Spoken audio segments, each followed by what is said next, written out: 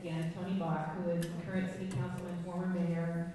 He's on the board of directors for the cemetery district. Man about town. Tony, thank you.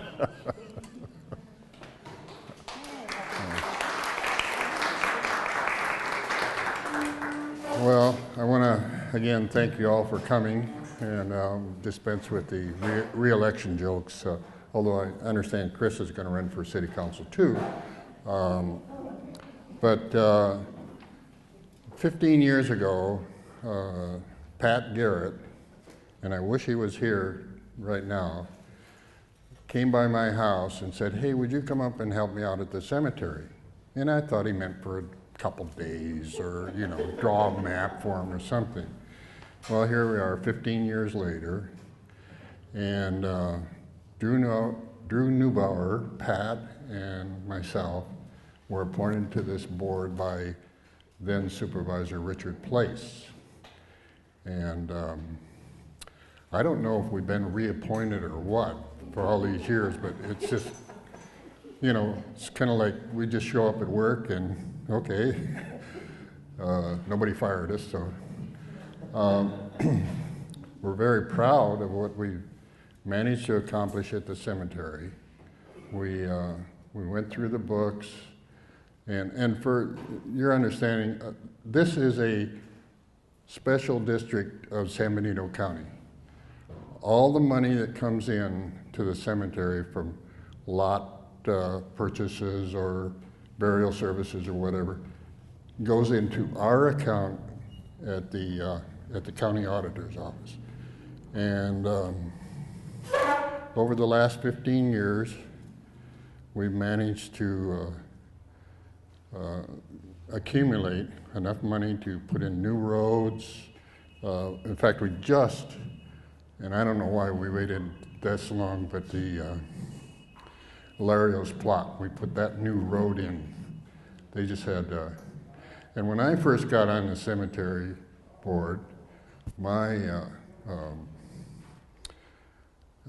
desire to the back corner of the cemetery. Well, wait, let me start this cemetery is really kind of strange. If you go up to the reservoir and look down, you'll see there's a big heart-shaped road with a cross in the center of it. And on both sides of that, the one map that I saw from, I don't know what, back in the early 1900s or something, that was all Catholic. All right. Then they put, this section in here was all Catholic. All right. This section over here was for the heathens, the Protestants and the Japanese and Chinese, whatever. And then you can't quite see it, but down here they had reserved this front section for the veterans. And so my first priority was I was going to get this road paved around here and put trees in. And it's kind of a selfish reason, but hey, we don't get paid a whole lot of money, so. And then another thing, thank you. Has everybody can see how the cemetery is laid out there? And we now have, when Pat and Drew and I came on, this was all dirt road. The equipment shed was back in here somewhere. This was dirt, and we managed to pave this all the way around. This section here. So we've done a lot of improvements that, in the wintertime with the dirt roads, it was, especially if there was a funeral service up there, it was kind of bad. So that was one of our priorities. When was this photograph taken? Oh boy, Amy's father is up here. Her mother isn't. So this had to be in late 50s. There's got to be when this map was done.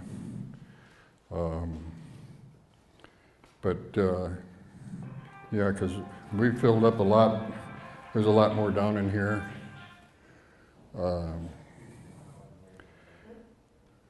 Anyhow, I'm sorry? What is the section, at one of the board meetings or city council meetings, the manager said that there was a section that was in San Benito County, and is that section Right. going to be brought into? It's really kind of strange, because if you go to the county engineer's office, okay, I mean, the VFW is not in the city limits of San Juan Bautista, and if you take a line straight up, about a third of the cemetery would be in the county. You look at another map, and the city limits they go over here. So I'm not really positive. We keep saying that, oh, we don't have to get any permits because we're in the county. But however, one of the things I mentioned, although I've got your plots straightened out, you and your sister. I got your plot straightened out. One of the things that happened years ago, they didn't really keep really good records. Jimmy here came to me and said, I have a plot there. I said, I can't find anything. He brought me his canceled check and a map, which we didn't have, made a copy of it. Now it's in the records, and he's got his plot. And this guy here, I never could get it straight what he wanted to do, but I think I got it. So, in fact, and the Canes drew out theirs where theirs are. Anthony's, I put his in there. So I've managed to, I shouldn't say that, we have managed to pretty well straighten things out. The Anzar High School group that put together, and they went through and surveyed and did maps, and we now all have a book with each section and pages, so that if you come to us and say, where's my grandfather buried? If you if you can give us a name and an idea, we can find it. This is not like any other cemetery where you can go and see this book here. This is the ledger. And I hope somebody signed that out of the library, because that's the only, I have one other copy of this book. And if we go through here and look and say, okay, Manuel Chavez, middle name Amador, born in 1918 on March 11th, died in 2008 in November, 90 years of age. Now, unfortunately, for some reason, I didn't put down the section where, oh no, there it is. He's in 3B. Okay.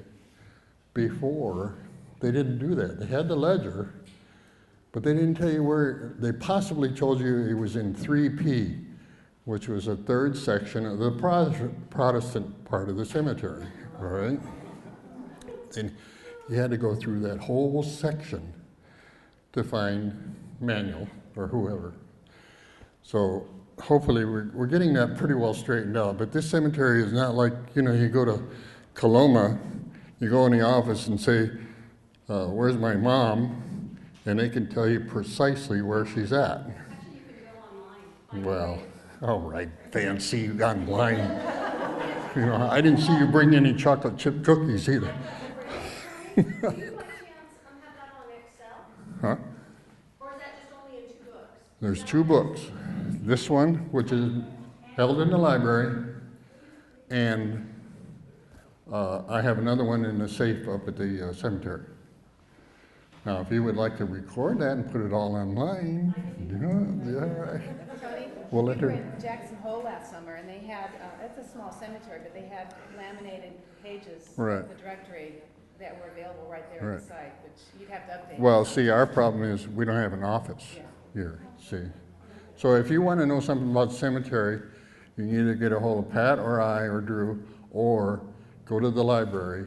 And Dee Dee, when the students did this survey, they put everything, it's on a computer, but I don't know how to work it, very honestly. Dee Dee knows how to access it and give her the name, and she can look it up. And if, that's the other problem. When the kids did this, all they could record were the headstones, all right? If somebody was buried there and no headstone was put up, it's not on the maps. Yes, ma'am. What is the oldest part of the cemetery? Where did it start? You know, it's kind of, you asked that, and it's really kind of strange, because I found headstones way up in the back corner here, up in this section from the 1800s. In fact, right in here, I got some in the 1800s. And I don't know what the oldest one, Sheila? There is a grave up there for a Berry family member, and the Berries and the Abbeys were quite well related to each other. And the earliest date that's on that stone, which is the earliest one I found up there, is 1846.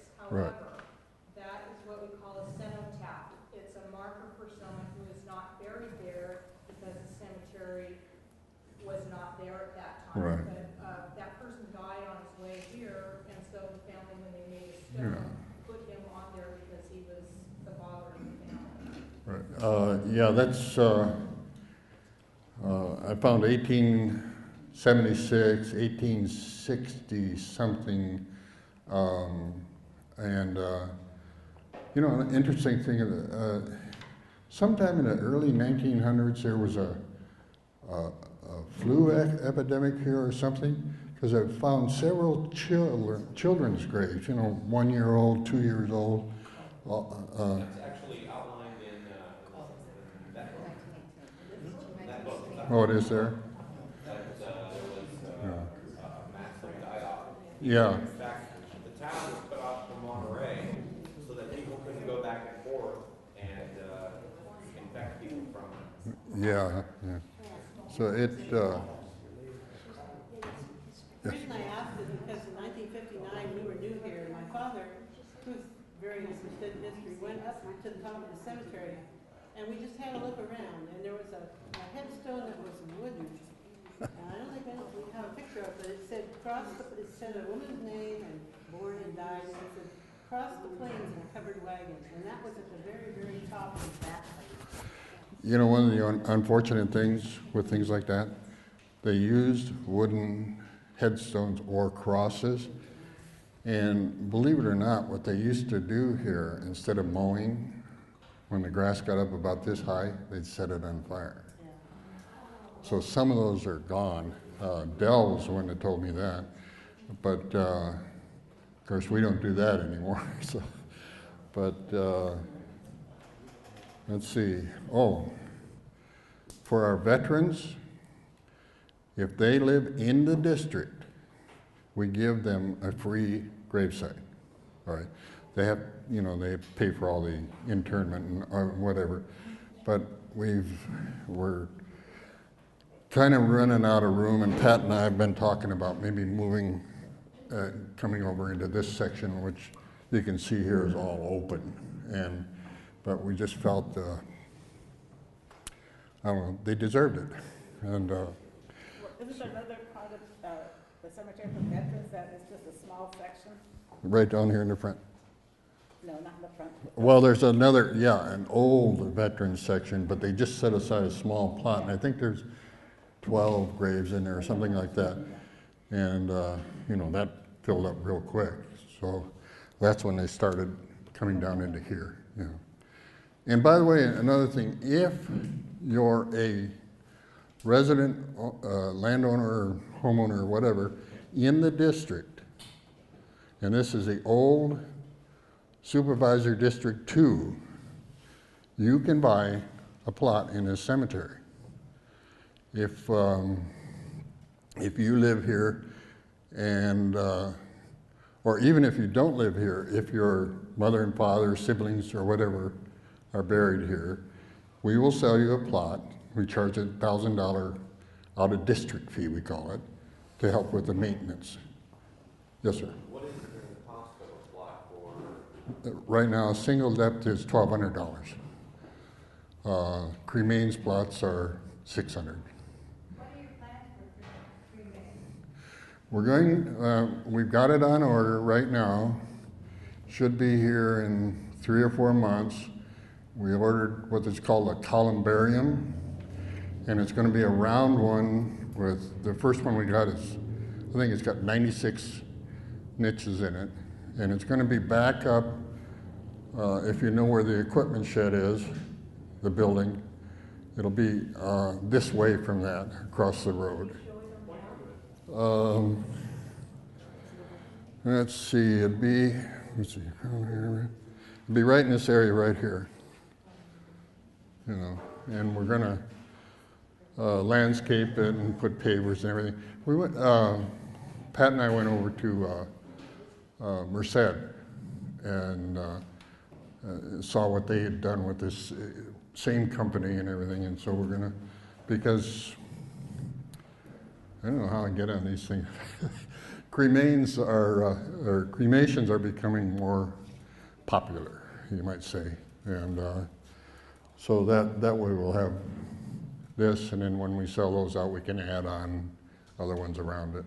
And yes, ma'am. Tony, how much room does the cemetery have left for the years of people? Still have a lot of land that hasn't been used? Well, we've never really taken an inventory, except for the veteran section, and about a year ago, we only had, in the dedicated veteran section, we only had 46 plots left. But I tell you guys a strange story, maybe you guys know this. Back up in this section here, which is the very back northwest corner of the cemetery, Pat and I have decided, well, Pat, Drew and I have decided, we're not going to sell any plots up there. The reason being, we heard a story that when the graveyard at the mission filled up, they disinterred all the bodies, or wrapped in canvas or blankets or whatever, and put them up here. We have absolutely no proof of that. But Pat and I both say the same thing. I ain't digging up there. You know, maybe the next regime can do that, but not us. Yes, Sheila? I question that because actually the land was donated to the Catholic Church by Manuel Larios, and they did do an original plot plan for the Catholic portion of the cemetery. Right. And that particular part of the cemetery was reserved for people who could not be buried in the consecrated ground, which is what the heart shape and the other Catholic portions of it are. So there are people buried up there. One of the Latinos told me about an old man who worked for him who was buried up in that kind of back portion there. But it would not have, the Catholic Church is not known for having disinterred remains from the original cemetery in back of the church there, where they did in fact wrap the bodies, and then when they had to bury someone else, they would carefully dig down, remove the bones that were wrapped previously, and bury the new person below that and put the bones back on, which is why there are so many people buried there. But the limitations for that cemetery in back of the church were the reason for the new Catholic cemetery being developed here, and was very carefully planned out with the sections and who could be buried where. I believe also that Hal Bone, who is a person in charge of the cemetery for several years, at one point moved a lot of dirt over to the part of the cemetery that you're talking about. because that was where people who may have died without the sacraments, done something in their lives that did not allow them to be buried in the consecrated ground. That's why they were there. They were unlikely in many cases to have markers. Okay. But there are people there. That's all fine and well, but as I say, Pat and I are not digging in there.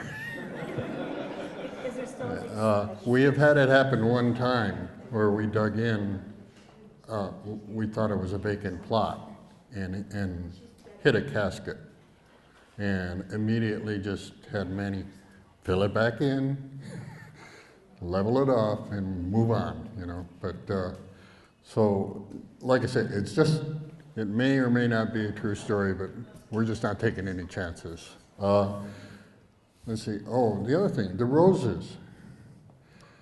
I got an irate phone call from some lady in Sacramento or someplace, or email. I can't remember what it was, but that we were chopping down the roses and stuff like that. And I asked Manny, I says, "Are you pruning the roses?" He said, "No." He says, "The only one we touched, in the Larios plot, there was this thing that we couldn't figure out what it was. It was huge. And it turns out it was a rose tree, I guess you'd call it. Well, they started pruning around that. Anyhow, told Wanda and this lady, "Hey, Chris, you guys come up here. You identify what it is. We don't know. You know, if it's a special rose or something, it's your responsibility. We're not touching the roses. No more." So. But they do need water. Huh? They do need some water. Yeah, Do well, we have water there yet? Not yet. not yet. When will that come about? Yeah. We have city water, but the real problem is there's a drought, Yeah. and that's why this veteran section is usually nice and green. That's the only section we water all year round.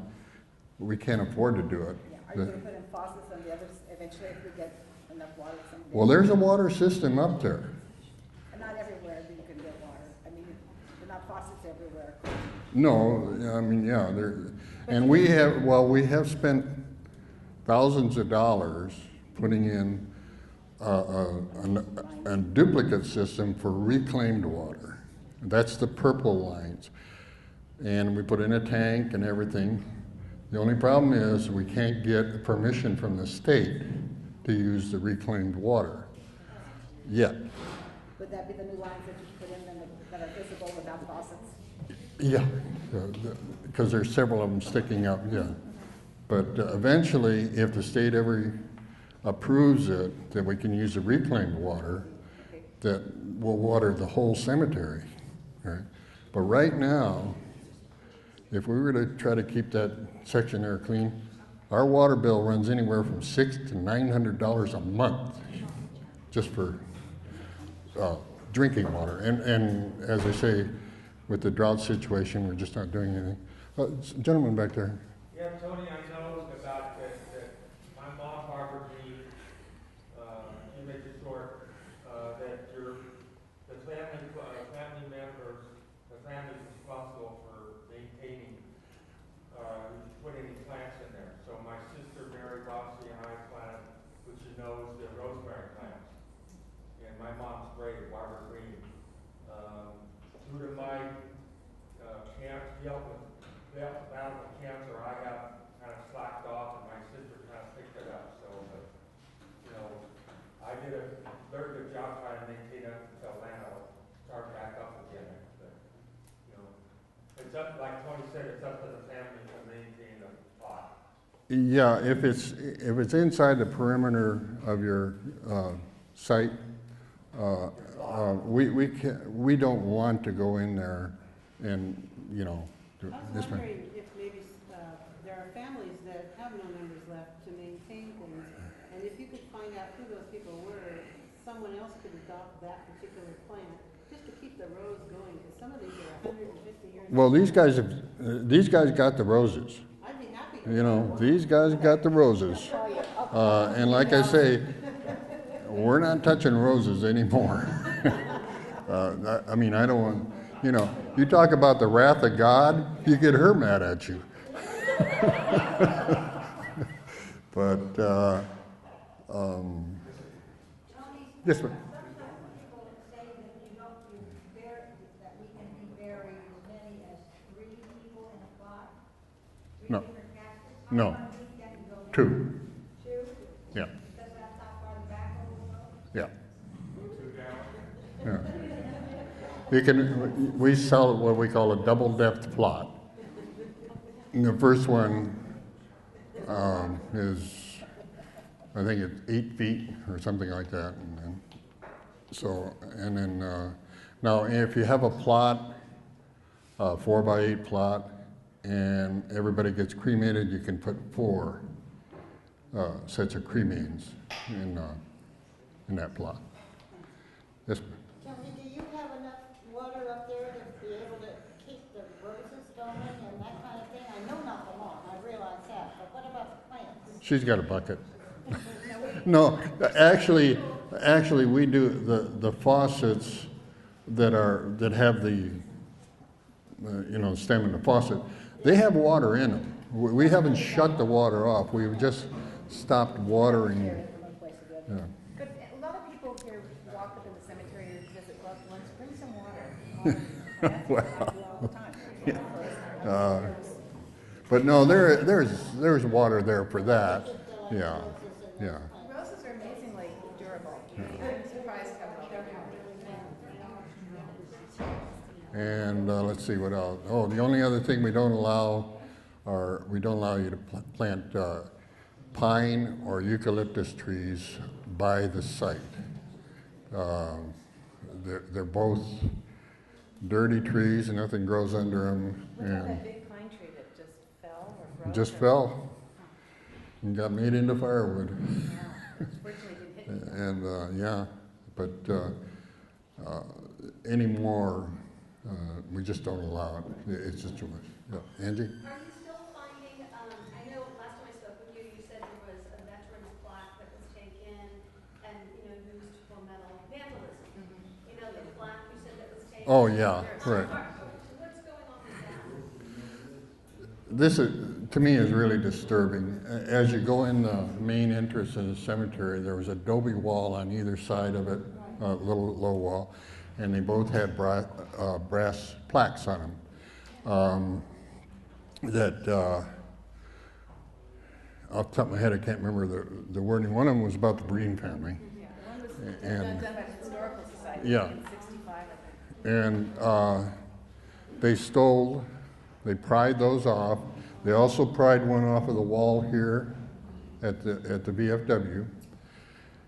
And then the worst thing that they did, they pried up Mr. Cagney's plaque that was, and what I really don't understand is, what did they do with these things?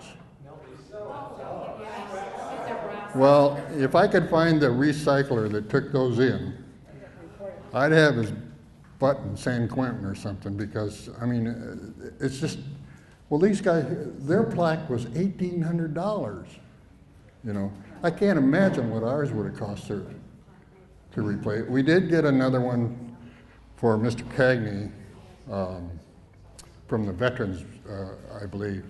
But, and then as far as any broken headstones, we haven't had, oh God, it's been a good 10, 12 years since we had some vandalism up there.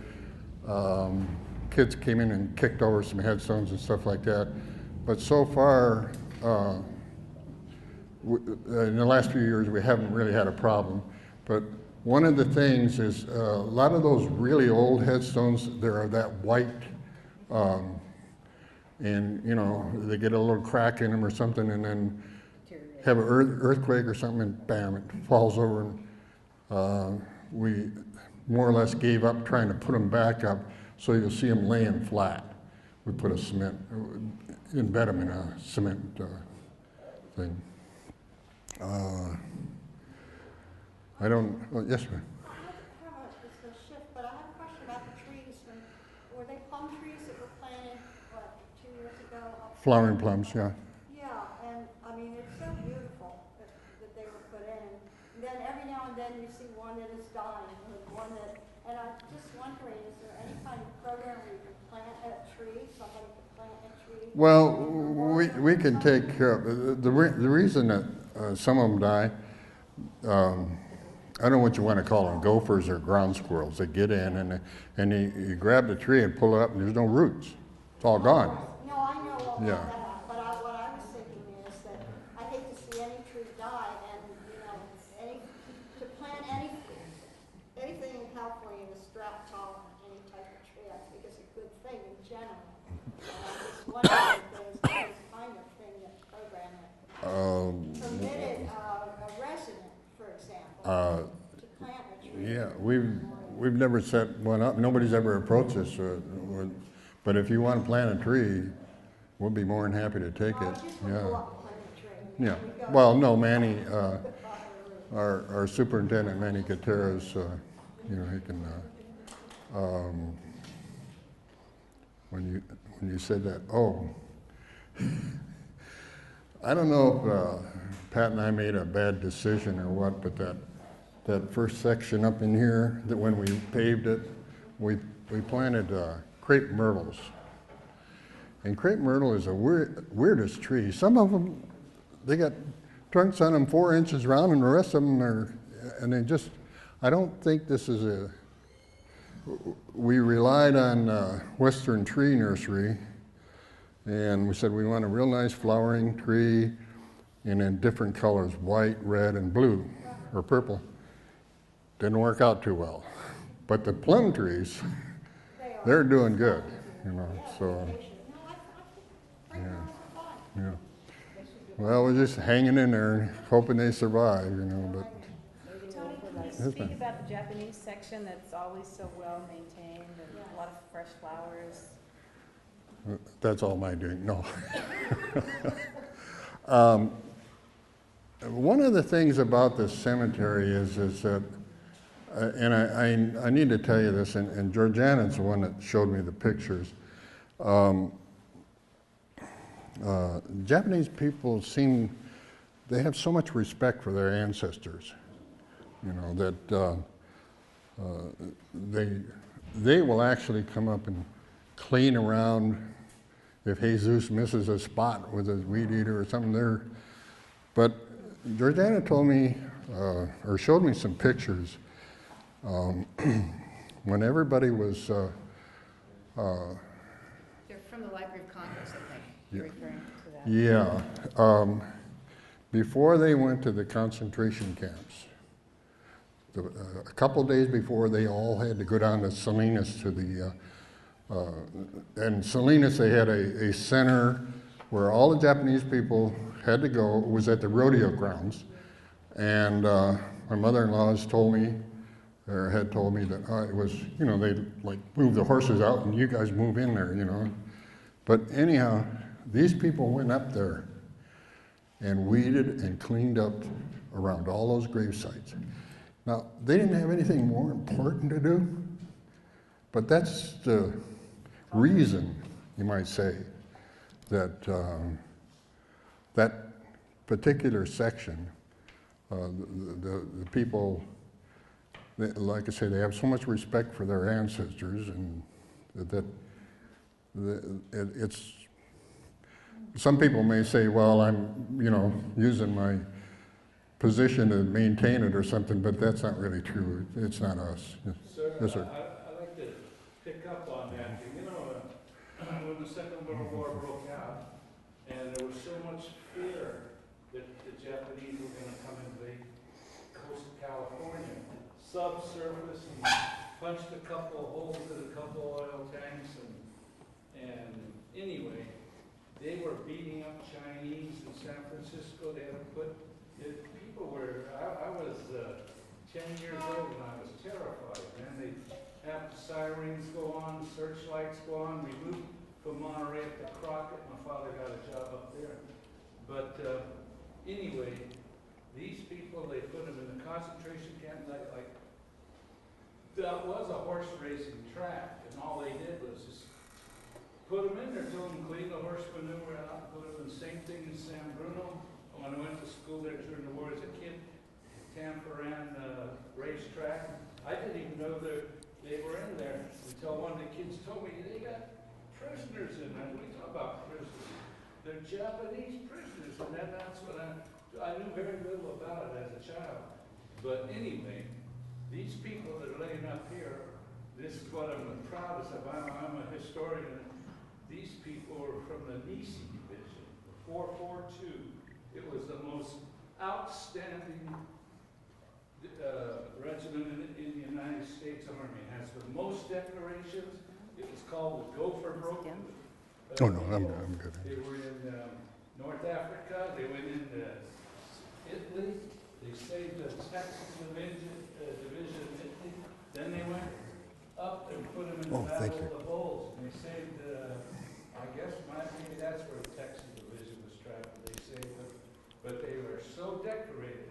And then they keep such a low profile. I didn't even know anything about them up here until being in the post, we go put the flags up before Memorial Day, and that's when I learned about them.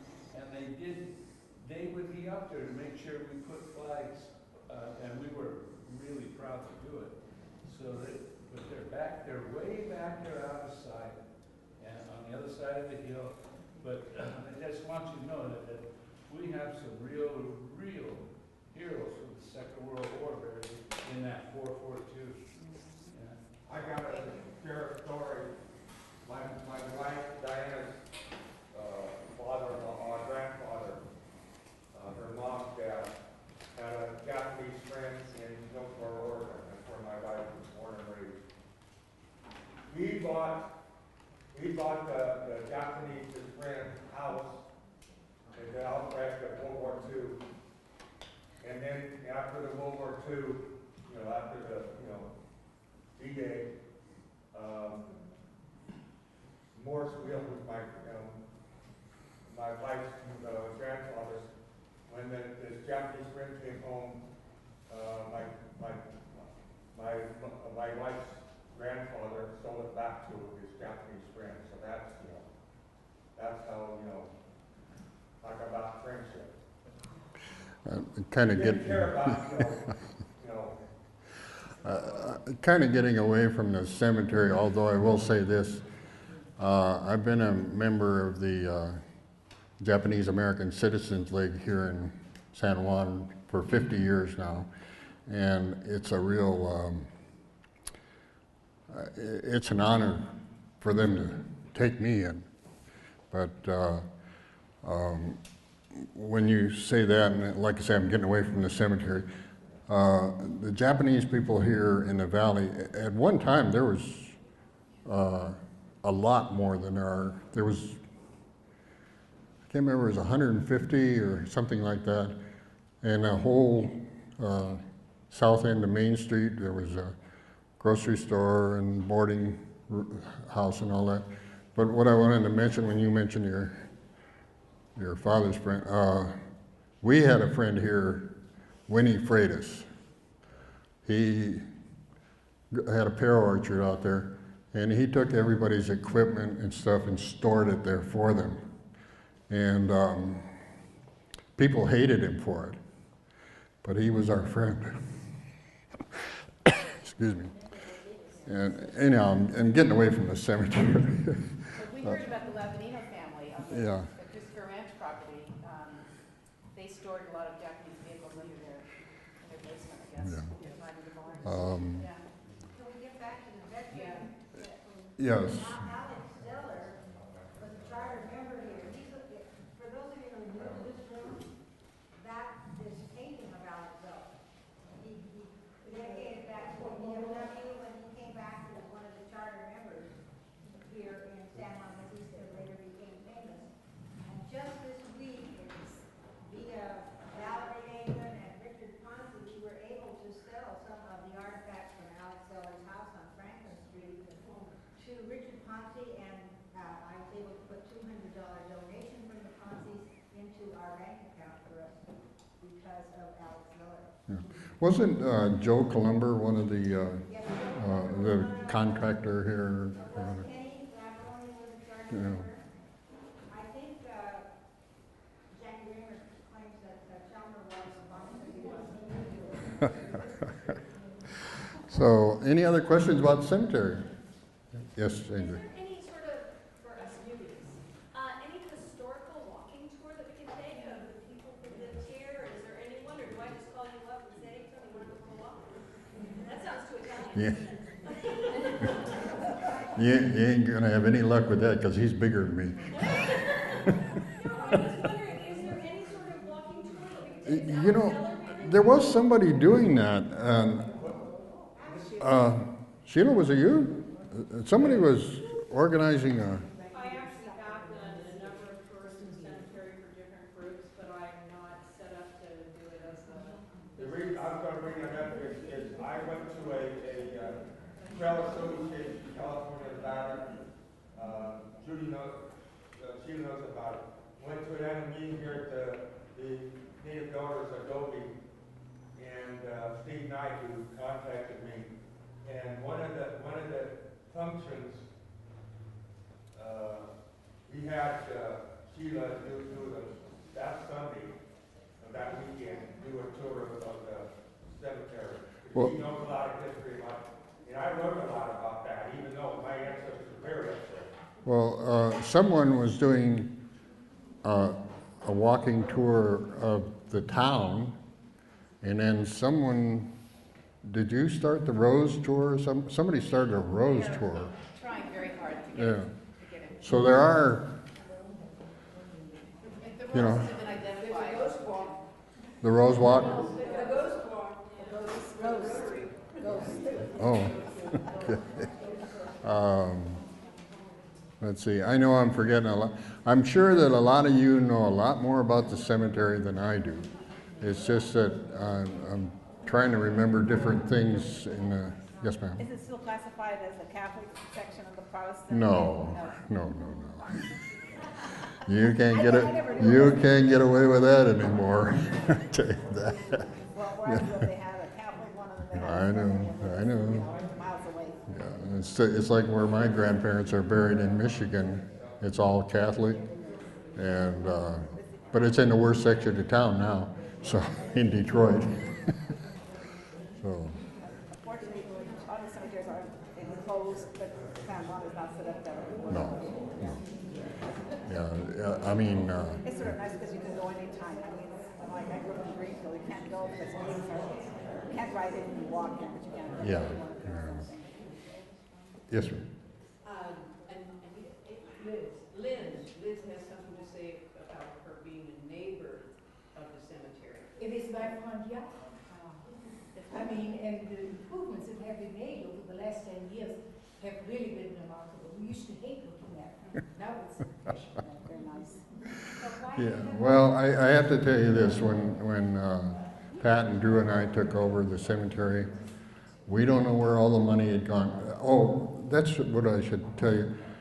This cemetery is supported by a tiny fraction of your property taxes. It's so small it doesn't even show up on your tax bill. But that's what supports this cemetery on top of the fees that we charge for the plots and whatever. But when we took over, the cemetery was broke. And I hope everybody agrees with me that in the last 15 years we've spruced it up a little bit.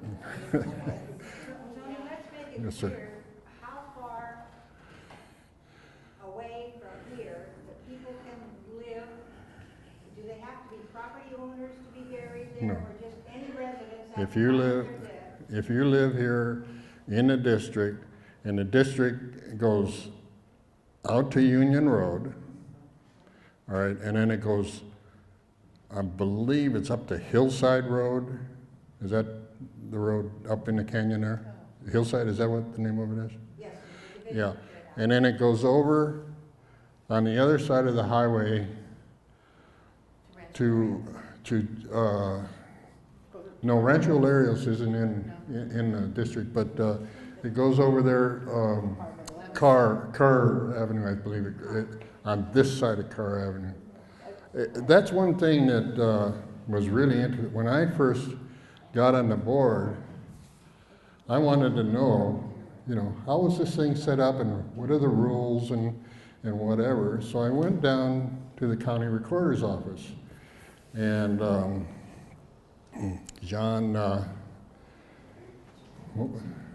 Hodges was the county clerk at the time. So I asked him, and he says, okay, and he says, we went down into the archives, and he went to this file drawer, and pulled it open, and here's a file in there. Well, supposedly had all the documentation. It was empty. Somebody had gotten into it and taken all this paperwork out, because we were trying to figure out, what the district encompasses and different things. Were there any rules set up or whatever? So in the last few years, we've just been kind of winging it. But it's been working out all right. And like I say, as long as and I have a list, it's about this thick, of all the parcel numbers that are in the district. And we were able to do that by the county assessor. He says, okay, these guys pay 1/10 of 1% or whatever it is. So I have those against your parcel number. So I have all those parcel numbers. So if somebody calls me, say from over in Aromas, I just said, what is your parcel number? And I can look it up and say, yeah, you can buy a plot here, or you can't, On one side, it's Aromas, It's not all of Aromas, no. San Benito on one side, Carpinteria on Right, the other right, side. yeah. It's not approved across. But see, what's confusing it was the old Supervisor District 2. Now, Anthony now has a bigger district. It goes all the way out to Ridgemark now, see, so they changed the things. Yes, sir, Larry. Well, at the time when you guys got involved with the cemetery, I was involved with the city council. And I knew a lot of the background information about the cemetery. And the thing that happened with the records disappeared along with the employee of the city. I didn't want to.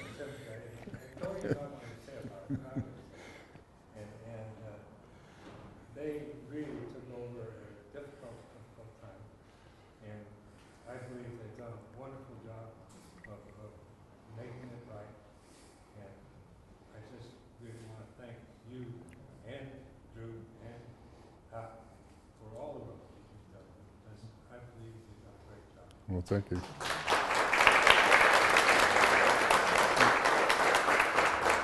And I'll tell you this, when you're having fun, time just flies by.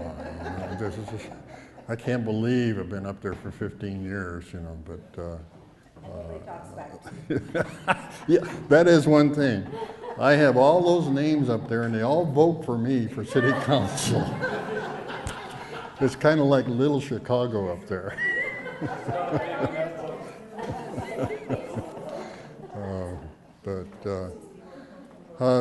Yes?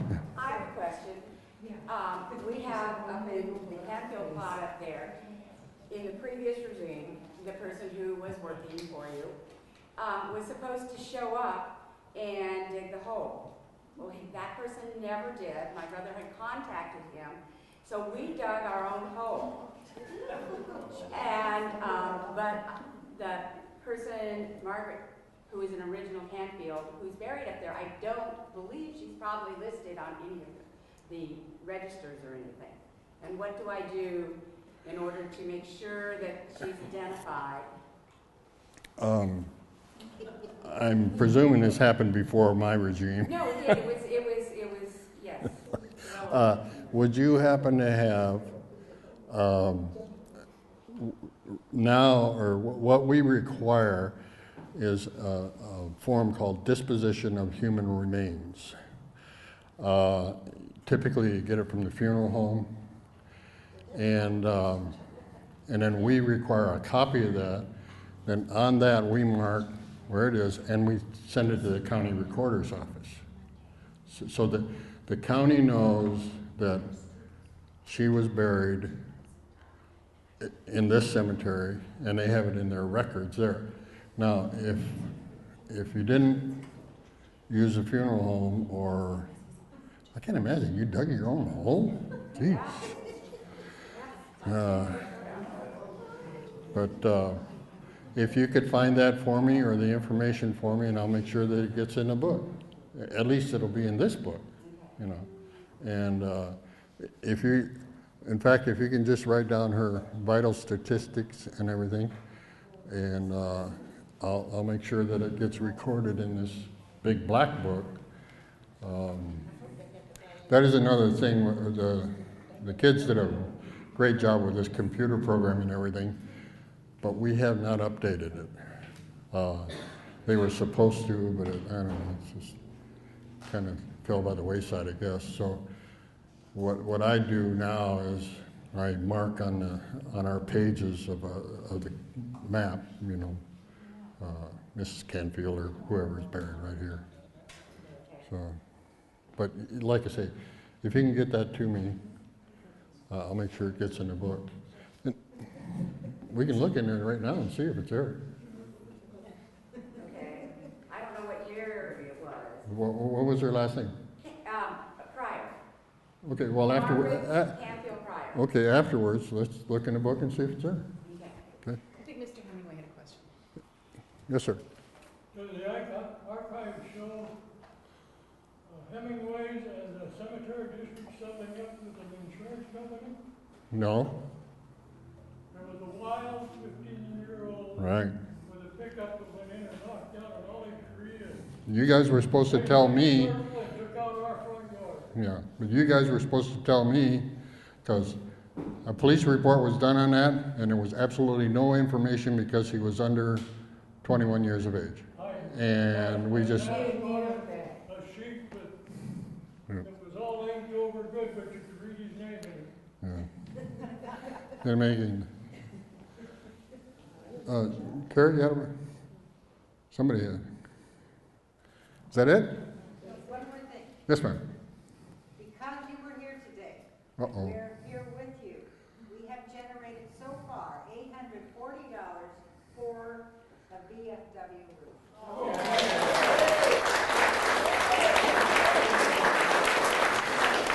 That's great. And you're going to match that for my campaign fund?